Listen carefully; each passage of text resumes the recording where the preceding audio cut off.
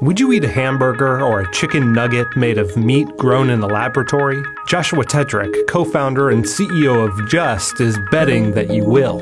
In tomorrow's world, you can eat more meat, hopefully safer meat, even better tasting meat, without eating the animal.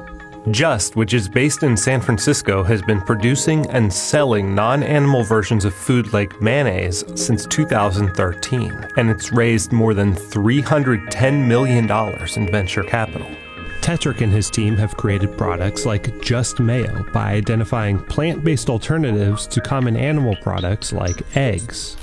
We're one part pharma, one part biotech, and a whole bunch of regular food company. We build a discovery system that has the only patent in the world that utilizes machine learning for food ingredient discovery. And it helped us find this mung bean that when you put it in a pan, scrambles. And that process broken down means we source from over 51 countries in the world. We look at about 21 different molecular properties. We look to see how that bean functions. Does it bake a cake? Does it gel in a pan? And then we see if it makes ice cream or butter or scrambled eggs. Our process of finding these new tools is high tech, but what we find is not high tech at all.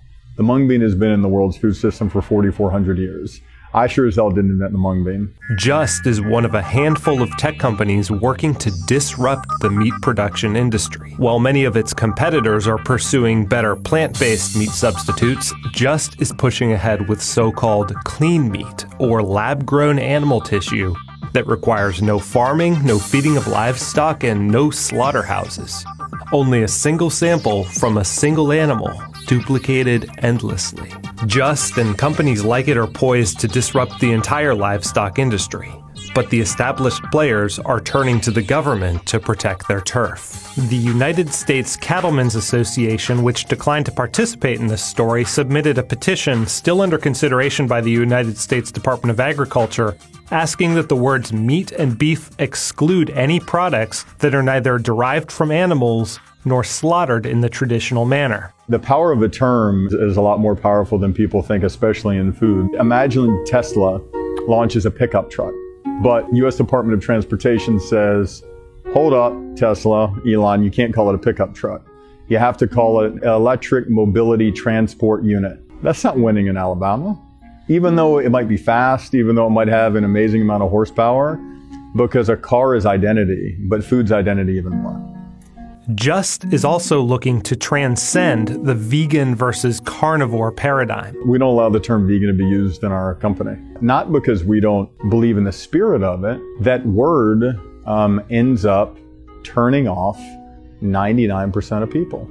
The food system needs to start over. Little girls in the second row of a class in Liberia aren't getting proper nutrients. A young boy growing up in Birmingham, Alabama is accelerating a path to type 2 diabetes. Animals are being confined in needless ways. It's contributing to climate change. And I think if we can think differently about the food system, while also realizing that we can't be so new and so out there that it doesn't relate to the everyday human being, we can do a whole lot of good. And that's what I want to do.